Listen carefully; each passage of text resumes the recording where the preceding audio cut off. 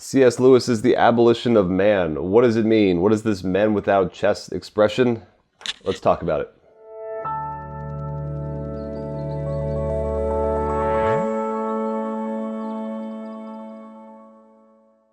Hi, I'm Bobby Angel with Ascension Presents, and today I'd like to break down this expression that you may have heard, may not have heard, men without chests. And it comes from this book of C.S. Lewis, The Abolition of Man. It's the first chapter in what was a series of lectures that he gave during World War II in England that became this very short book, The Abolition of Man.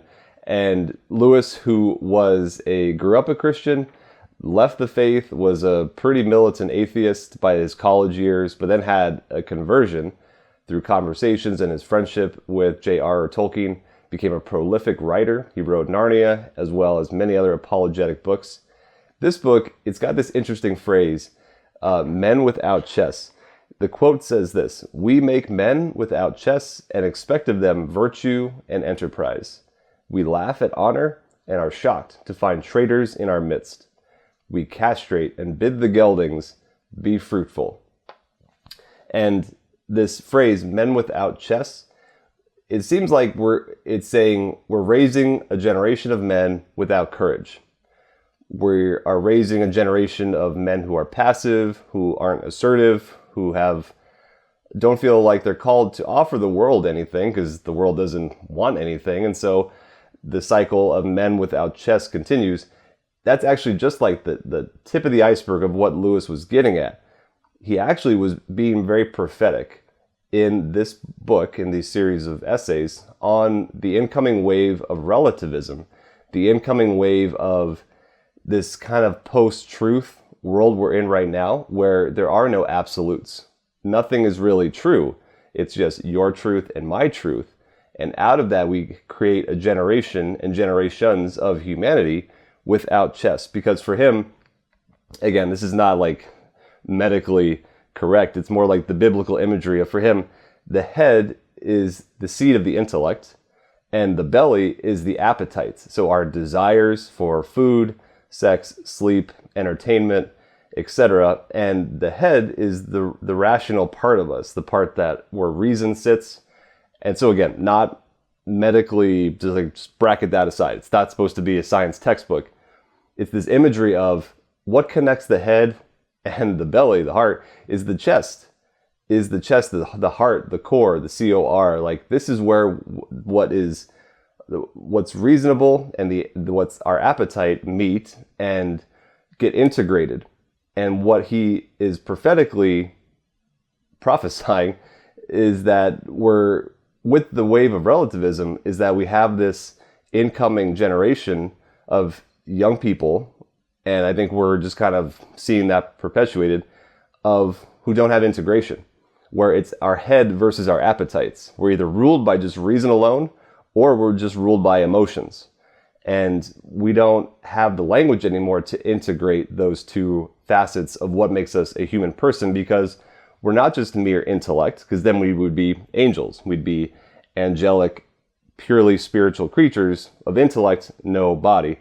Nor are we just animals, where it's just instinct and appetite, and if it feels good, do it. The human person is this messy composite of body and soul. We are our bodies. We are our body and soul united, and as Catholics, that's why we believe in the resurrection of the body. You're not you until you get your body back. So what are the consequences of this being raised in a time of no truth? Well, again, it's just kind of whatever your truth is, good for you. Well, my truth says this, and we go on our merry way. But it just leads to this flattening out of reality. It leads to this just kind of meh through existence, when we think by taking the banks off of the river, we're given freedom. Like, no rules, no truth, no religion, nothing bearing down on me. It means I'm just free. But free for what? And it's actually the banks of the river. It's actually structure and discipline and humbling myself before an objective truth outside of me that gives me purpose and meaning and freedom. It's that paradox. Like, God has created us to be free and so much in capacity of control that we could actually limit ourselves. We could actually diminish our freedom. We could actually diminish who we're called to be, the greatness that we're called to, we are given the freedom to diminish that, to live as just animals, to live just by our lust or our sloth, our laziness or our hunger, to just live without self-control, or just to try to live a disembodied existence. And I think with the internet and the technology and the metaverse and all this stuff that's like further disembodying our selves as we're called to be as integrated human persons, it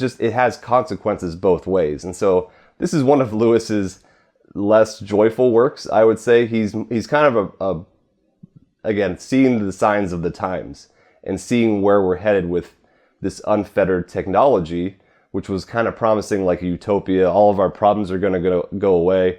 He was served in the First World War. He was giving these lectures during the Second World War. And so he saw, you unhinge us from objective reality, thinking that we're going to be this abolition, like the freedom of man is going to enslave us.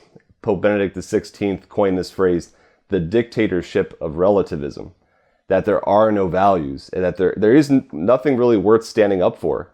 It's just my comfort at all costs. And, don't bother me, I don't bother you. But again, that steamrolls, believe it or not, into totalitarianism of whoever's got the power. And then all we're left with is just power games. So one of Lewis's points is that there are things outside of me, there are things that are objectively there that should elicit a response from me to the true, the good, the beautiful. A waterfall that is beautiful should stop me in my tracks. It's not just, that's nice for you. No, that's a beautiful waterfall. That's a beautiful symphony. That's a beautiful person. In and by the fact that they exist, that person has dignity and is beautiful.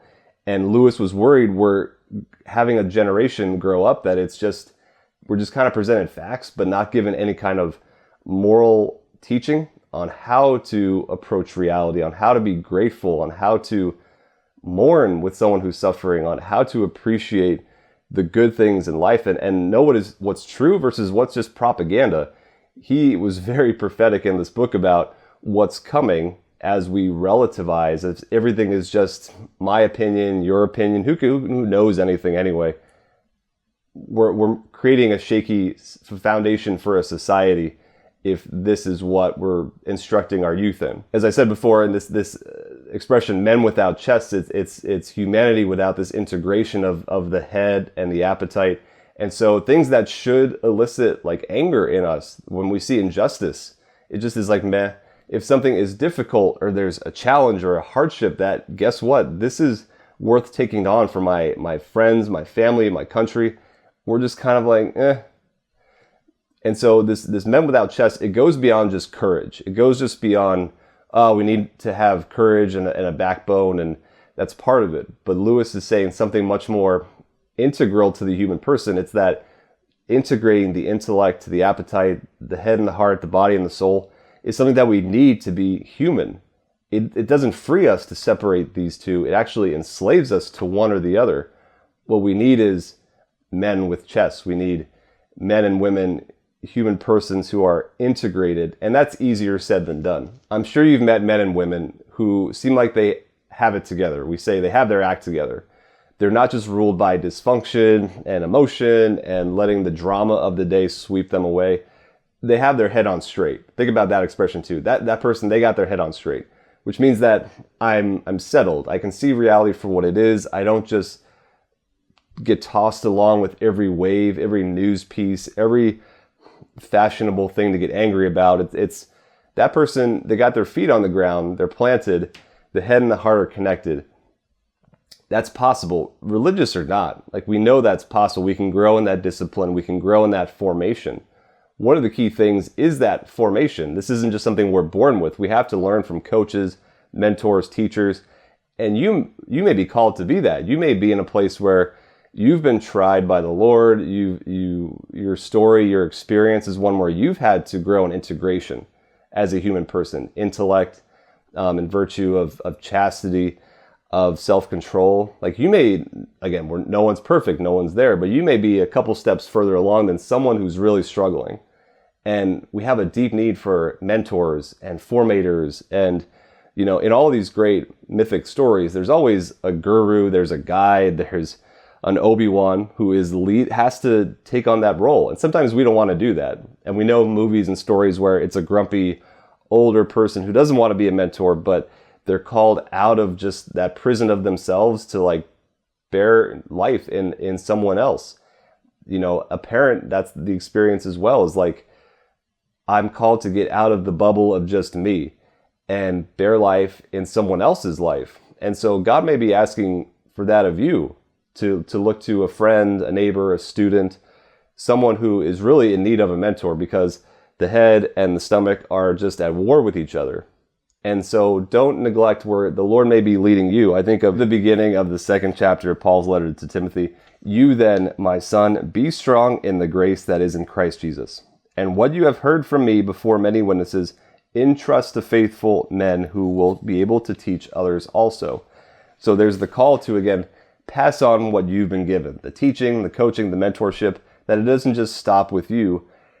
We need role models, we need guides, and we're called to also participate in that in maybe formal ways like teaching or youth ministry, but also just in non-glamorous, just taking a person under your wing, giving them some advice, or just being a person of stability, being a model of someone who is integrated can go a long way in a young person's life. And the last thing I want to say is that have patience with yourself. If you feel like you are a person without a chest, someone who is struggling in this integration, that you are constantly at war within yourself, that your lusts or your passions or your anger or impatience are constantly getting the best of you, it's a lifelong struggle. And the Catechism says as much, that to be patient with ourselves, that Christ is continually giving us these graces day in, day out, that we can stay in the fight, we can stay in the struggle.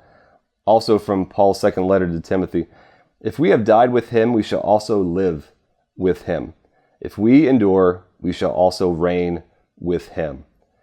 And Paul says too, if we are faithless, he remains faithful, for he cannot deny himself. So even if we are struggling, even if we've fallen off the path, even if we're just kind of tired of fighting our passions, of feeling like we're at war within ourselves, God is faithful. God is faithful. Ask him for a mentor, ask him for the grace, for accountability and community, because we can't tackle this integration, this formation on our own. No man is an island. We're not called to be lone rangers in this spiritual walk. So again, the abolition of man, this phrase, men without chest, try to read the Abolition of Man. It's an interesting read. It's philosophical. He's writing it not as a Christian. He's writing it trying to appeal to the most amount of recipients as possible. So he's trying to approach the fact that we can know truth, and we've known truth as humanity for a very long time. Again, across world religions, across cultures. And this relativism, this just you do you and your values are yours and mine are mine. How can we know anything? It's dangerous. It can lead to societal decay. It can lead to us just not having the courage to act and the lack of integration to know what is true, good, and beautiful, to recognize Christ who is always before us. There's lots of great books that break down the abolition of man. Michael Ward's After Humanity is really good. And if you really like C.S. Lewis, Ascension also has the Catholic Guide to Narnia. It's really good. And been reading Narnia with my daughter. She's enjoying it, including the man with goat legs. That kind of weirds her out, but that should weird us out. So much more to say, but I got to stop there.